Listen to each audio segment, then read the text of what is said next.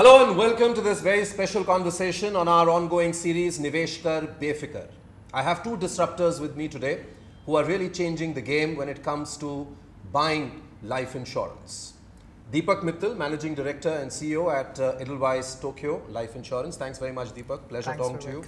And Yashish Dahiya, who's the CEO and founder at Policy Bazaar. Well, you've been making a lot of waves with the Wealth Plus plan that you've come up with, and Yashish calls it 4G. And that's a really nice way of putting it, that he's coined it and he's giving us the terminology from the mobile phone, that how it's changed, considering that, ULIPs did get themselves a bad name over the years because of the high charges, high commissions, the mis-selling, etc. I want you to tell us a little about how disruptive could this Wealth Plus be, where you are actually at 1.35% fund management charge. That's the only charge. Yes. No, I think Yashish puts it very beautifully that it's a fourth generation, and I think the first generation is where ULIP got its bad name, and after that, with the slew of regulations, the product kept on getting better. And the third generation product was fairly competitive, as good as a mutual fund.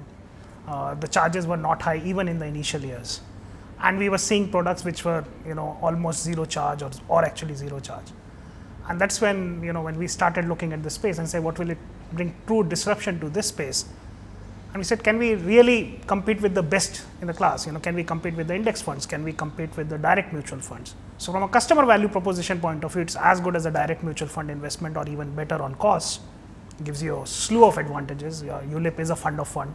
So I get to choose between debt, equity. I can make active asset allocation.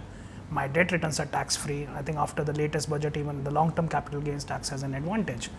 And you're only paying fund management charge and mortality charge. And as I said, it comes down to much lower than even direct mutual fund the longer you stay. I think there's another fundamental advantage we are trying to do. It's very important for a customer to stay invested over a long run. And the way we have designed the product, whereby every time you're paying the premium, you're getting additional allocations, it allows the customer to stay longer in the product. And tell me a little bit more about that. I mean, how does that work? You said mortality charges are there, but what I understand is that even those are being given back. Much more than given back, because every year when you invest for the first 1 year, you get 1% additional allocations. You're not getting 100, you're getting 101. And then after that, for next 5 years, it's actually 3% more. So instead of 100 you're investing, you're getting 103. Okay. And then it becomes 105 for next 5 years and 107 for next year. And all of us know the power of compounding is when you stay invested. And one of the challenges in equity investment is, since it's very liquid, come any need for me to withdraw money, that's the easiest I've found to liquidate. And a lot of people who come and say, I broke my equity investment because I had some money need. Actually, I could have borrowed easily, or I could have used some other source of money, but I actually sold my mutual fund and market has done so well, but I am not doing so well. And if I can actually encourage the customer to stay invested for a longer period of time, you get the full benefit of compounding. And the product is, not only does it make it low charge, but it also incentivizes you to continue with the product. That's very interesting because, Yashish, for the longest time, in fact, Deepak mentioned the fact that it's a long-term product, and that's a big change, if you ask me, from 4G, because this was not the language the insurance industry spoke, right, 10 years ago. 5-year lock-in, most thought it's a 5-year ULIP, lock-in over, get out, go buy another one, right? That's the way it used to work. See, increasingly, I think there's at least intellectual understanding between sellers of mutual funds and sellers of ULIPs, that these products, the direct mutual funds and the low-cost ULIPs, are now very, very similar products. They are pretty much the same. There is not much difference between one and the other. The only difference is they both operate in two different regulatory regimes. One operates under SEBI, one operates under the IRDAI, and both of these have certain benefits, whichever way you look at it. So on flexibility, in my parlance, ULIP has a lot of benefits from a flexibility perspective, because you are 6 months into your investment. Like we've seen, say my father invested in November, till January he was very happy, because this is an investor who's investing with the market, and investor sentiment matters, whatever it is. Of course. Suddenly the market goes down 10%, the market is down today over since when, and that's okay. I would buy long term, but my father is in jitters that, 10% money gone. Now he has two options in the mutual fund side. He can either sell it. If he sells it, he gets a 30% tax straight away because it's short-term capital gains. Forget long-term capital gain. But had he invested in the ULIP, all he had to do was move his money from equity fund to debt fund, and he would start getting a fixed return, pretty much. For the time that he was nervous, most people are saying last 3 years, we've seen an upswing. This year, because of election, because of XYZ, because of certain other things, the markets might be up and down a bit, right? What that means is there's never a guaranteed up. But the point is, it doesn't seem like, that is how the year would be. So it's a perfect time for people to move back into debt and maybe move back into equity for the nervous ones. Look, some of us are very confident flyers. We are very confident of the long term, and that is the way to be. But everybody is not like that. There are a lot of nervous people. So I think the ULIP is very flexible. It gives the flexibility. But yes, for 5 years, you need to keep your money there. And I think that is what helps you. Why have people made money in real estate? Those who made money. Stayed invested. Because they stayed invested for 10 years, 20 years, 30 years. People bought a house for 4 lakh rupees, it became 4 crore rupees. They did not sell it when it became 15 lakhs. So if you invest in a ULIP, how many years should you be looking at? If you are investing in equities, my view is you should not be looking at less than 5 years. You look at the history of the last 35, 40 years, there's not been a single 5-year period when the market hasn't given you 15% or so returns. I've done the analysis quite often. 99% of the time you're going to make about 15% kind of returns. But there are periods of 2 years, 3 years when you can make a loss. 2008, it took about 2-3 years to come out of that. But if you look at a 5-year basis, again you made money. Every time you make money, you look at a 10-year basis, even from 2008, when the crash may have happened or from the peak, wherever you look at it, you're in the money. So I think if you are investing in equities, you have to have a 5-year view at least. But that's minimum.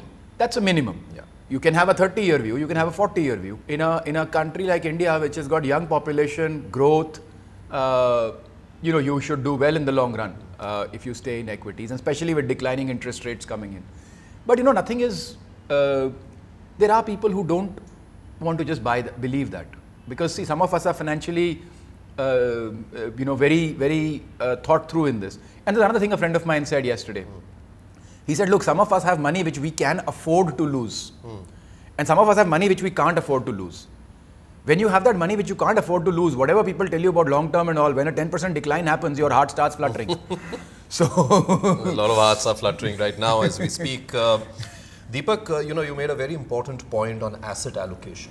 And in fact, a lot of the financial planners that I've been speaking to about the new generation ULIPs, or in fact, actually even the old generation ULIPs, one of the biggest benefits which hasn't actually got talked about much, and Yashish partly addressed that, is the bit about your ability to switch within the same scheme from a debt to equity and equity back to debt without having to bear any charges, without having to pay any tax. No exit loads, nothing.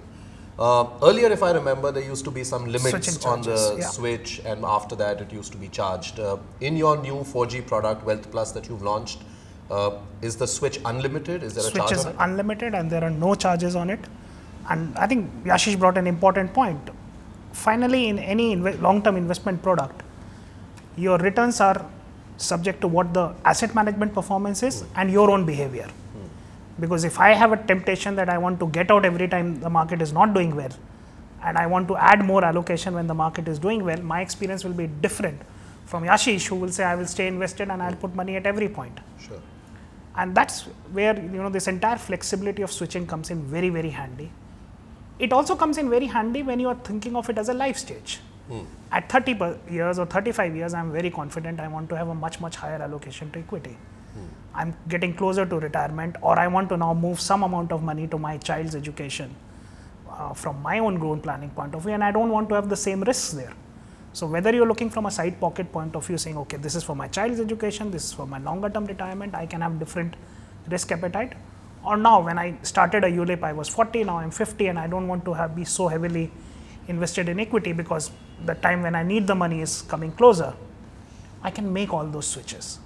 They are frictionless, both from a cost and effort point of view, and most importantly also from a tax point of view. Because I've seen people who wanted to shift from debt to equity when they had either equity portfolio, they said, oh no, but I will end up paying tax. So I'll postpone the decision. Unfortunately, the market correction doesn't wait for your tax calculations, and you end up paying that cost. And the asset allocation is, if you choose to as a consumer, you can leave it to the insurance company within the fund to do it for you? So there are a couple of funds which on an actively basis do the asset allocation, which we have. And then there are set of funds which are fixed on their asset allocation and will invest in it.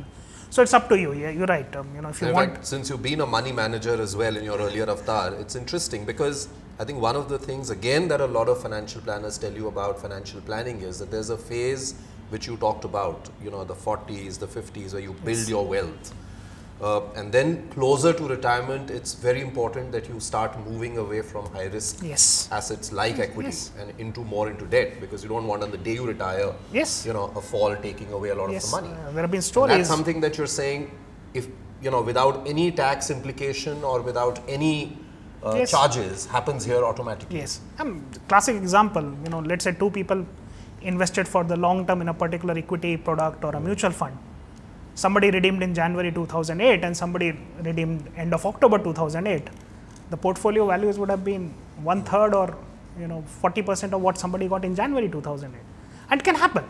Nobody can predict what can happen to equity markets on volatility. And that is where if your horizon when you need the money is beginning to become less. Today I may have invested with a 10-year horizon, but 7 years down the line or 8 years down the line, the residual horizon is less. You slowly start shifting to a more conservative asset allocation, because I now need the money for another utility, for another consumption or investment, buying another house, or maybe giving it as a gift to my next generation. Yashish, there was a time when we didn't have enough data to show the performance of the ULIPs. Now you have international players like Morningstar who are rating both mutual funds as well as ULIPs, and we have now a 15-20 year time period through which we can see the kind of returns that they've generated vis-a-vis mutual funds. You talked about charges. Do you believe that they are as competitive as mutual funds when it comes to returns minus the charges? See, the data that I have seen over the last 10 years, the ULIP performance has been as good as the mutual fund. Some of them have actually outperformed the mutual funds. But see, my point is, it's not a competition. See, the ULIPs by nature are a little more long-term thought oriented, because they have a long-term investment horizon, because the investors they have at least a 5-year investment horizon. People do not withdraw their money before 5 years, so you can have a longer term view. Now, anybody who's managed investments understands that if you have a long-term horizon, you can perhaps make somewhat better judgment of what returns you can get, if active management is to be believed, right? And which to an extent there is value in that in India still, because people are delivering 2-3% better than the stock market on a annual basis. So active management has got some mentor. And the data is showing that they have done better. If you look at Morningstar ratings, 5-star, 4-star, a lot of funds managed by the insurance industry are very much in that category. So I think I don't want to make it a competition, this is better than that. But all I'm saying is anybody claiming otherwise is also not correct. So if somebody is claiming that no, boss, it's the same people. Maybe 5 years ago, Deepak was managing the fund for a mutual fund, and maybe today he's managing it for it's the same people, same intellectual capabilities, same smartness, same thought process. They all come from the same colleges, they have all been trained the same way, they've learned the same things, they understand the market, everybody's trying to make the best returns, and they are fairly comparable. And on data, the ULIP guys over a 10-year period seem to have done okay, and seem to have done equally well, if not better. So I think all I'm saying is, let's not claim that one is better than the other. It is just both are equal. The basic premise we have to get to is both these products are equal. On a total in place cost basis, the low cost ULIPs are mostly lower, and I'm talking about, and I think the industry needs to start more tax speaking. Friendly now. I think significantly more tax friendly. There is flexibility is how you look at flexibility. For me, flexibility is not I want to take all my money out and kind of put it under my pillow. For me, flexibility is being able to move from one to the other. Asset class to the That other. to me is higher in the ULIP. Yeah, if you are the kind of person who wants to take out all your money and keep it at home or something of that sort, then perhaps the mutual fund might be more flexible. Sure, sure. The 4G is a pure online product, Deepak? It's a purely an online and a direct product. Okay. So if I wish to buy it, it has to be bought online. Yes. All the lower charges Yes. that you're talking about, not through the See, agent. The cost does not justify A distribution the distribution, because there's not much distribution cost in this. So if you don't have enough distribution costs, you can't afford a physical person to go to somebody's house and sort of convince them, etc. Somewhere that's the point, right? In the entire financial services industry, this is on a global basis, not just in India. Consumers have to take ownership of their own decisions. If they don't take ownership of their own decisions, they will pay somebody else a little more and their own decisions will be slightly inefficient. Sure. At least till they get to a very large scale. So I'm not talking about wealth management, right? Wealth management, people with incomes of more than 1 crore, they get professional advice. That's fine. But I'm saying 5 lakh to 1 crore, that bracket of people, if you are getting advice, it is too expensive. Is my little humble opinion. Try to do your own research. You're all smart enough. Probably the person giving you advice is not as smart as you. Okay. Deepak, when it comes to online, is it easy? Is it simple? Can you just go and do it in 2-3 clicks, or is there a long drawn process in terms of getting your medical done, X, Y, Z? Because there is a insurance cover built in. How easy is it? So for 95% of the policies, it's very easy now, because more and more investment products now come with very, very high cutoffs for medical tests. I must say it's a journey. I think when we started, it was not as easy. But since the product got good response, we got enough data points. And today, there are almost 80% of our clients are able to close the transaction within maybe 3 to 5 minutes. 3 to 5 minutes? 3 to 5 minutes. I thought you were going to say 3 to 5 days. No. 3 to 5 minutes, they're done. They get a confirmation. Unfortunately, unit allocation can only happen end of the day because of NAV. Sure. But your policy is processed, and we are now almost 70-80% of them are getting issued overnight. One of the criticisms that keeps coming up is that while mutual funds disclose full portfolios on a daily basis, NAV, etc., ULIPs are not as transparent in disclosures. Is that also something that has changed? See, I think it can change. There is no pressure on anybody not to disclose, because given the universe is so well defined, there is not that much of discretion here. We're not going to go and make a private equity investment in a listed fund.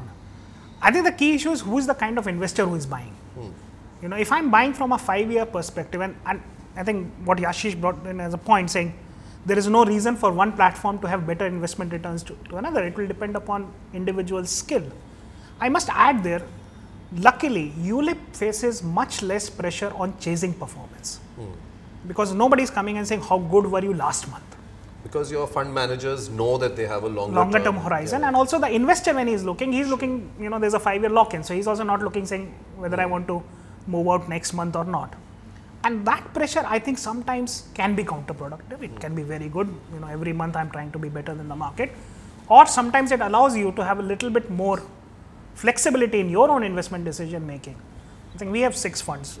All of them are top quartile in their respective categories. Yep.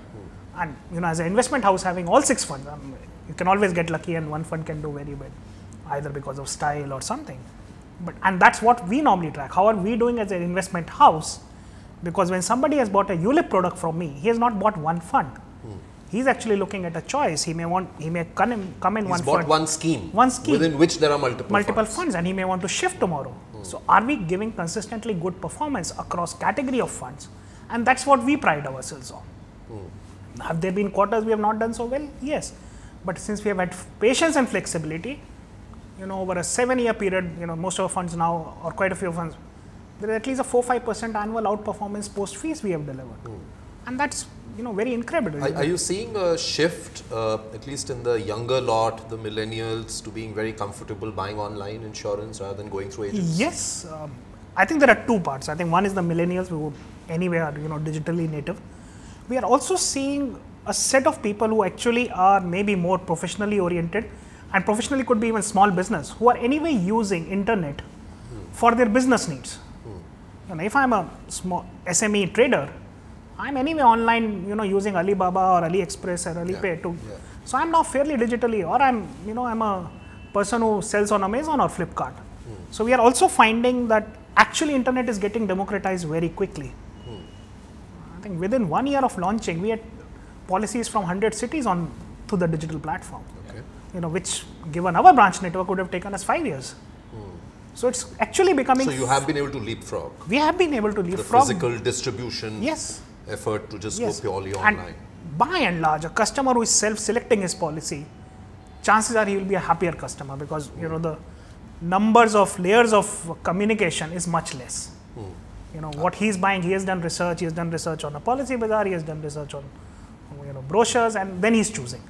So chances of there being miscommunication, whether even I'm not even saying it is deliberate, but even otherwise, he's dealing directly with you. Our ability to keep the customer informed through a digital platform is much better.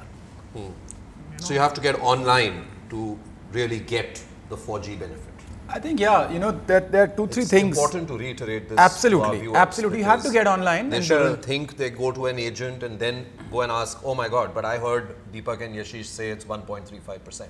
This is only if you go online. This is available online right now. I have an Edelweiss product, and I think now my third month, amount has gone. I just saw a simple message come to me, 12,500 rupees deducted for this month. The communication is there, it's clear, it's working, and I don't really need a huge amount of paper coming to me. It's on my phone. 70% of the people are searching on the phone. But there was one thing that Deepak mentioned which is very important. See, we are seeing a lot of customers coming and buying. What customers are getting excited by is which fund over the last 5 years gave me what returns. This one gave me 26.4%. This one gave me 23.2%. And they are somewhere saying that because this one gave me this, it should do this for them. Somewhere, okay, I get it. That, last 10 years, maybe people can, people are performing. I think it's very important to see how many funds from that fund house are really doing well. Because otherwise, you're looking backwards. And they may be out of 10 funds, one may have done extremely well. And you may be looking at that. Now, that's the chance that 1 out of 10 did well because the fund manager is probably the same, right? So what you do have to look at is if that fund has 10 funds, how have all 10 performed versus the market? Or if they have 6, how have they all performed versus the market? That gives you an indication, in my view, from a mature perspective, of the fund manager's ability to constantly beat the market or do somewhat better than the market. And I think that's a very important thing. Otherwise, we become, you're looking in hindsight and kind of saying, okay, this one did well, but you're not taking, you're not accounting for chance in that.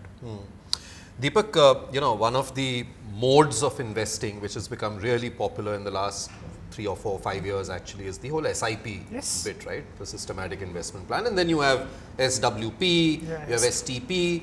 Now, from what I'm hearing you say, STP is a very natural product of the ULIP, right? That at any point I can move my money from debt to equity periodically. Yes. Is SIP something that is also available? Can I keep paying my premiums monthly? Yeah. So, so you can buy in a monthly mode. You can buy in a. What about the withdrawals? Can I do that also? Yes, you can do partial withdrawals. For example, you may not want to withdraw it. You can, withdraw practically every month for last 5 years. Okay. And earn the benefit. There are products we've even structured that way that you can withdraw 1% every year, every month for 10-year period, 15-year period. So they depends on how you want to structure it. There's a lot of flexibility that's possible. It effectively becomes almost like an annuity product. So what is the monthly minimum that I can invest in a Wealth Plus, for example? In a Wealth Plus product, it will be 5,000 rupees. 5,000 a month has to be my SIP, yes. if I want to call it. Okay. It's been a pleasure talking to both of you. Thank you very much. Thank you. And wish you all the very best as you go ahead with your disruption. Thank you so much. Well, lots more will come up on Nivesh Kar Befikar. Please do write in to us. Tell us all that you wish to know about the 4th generation of ULIPs. Thank you.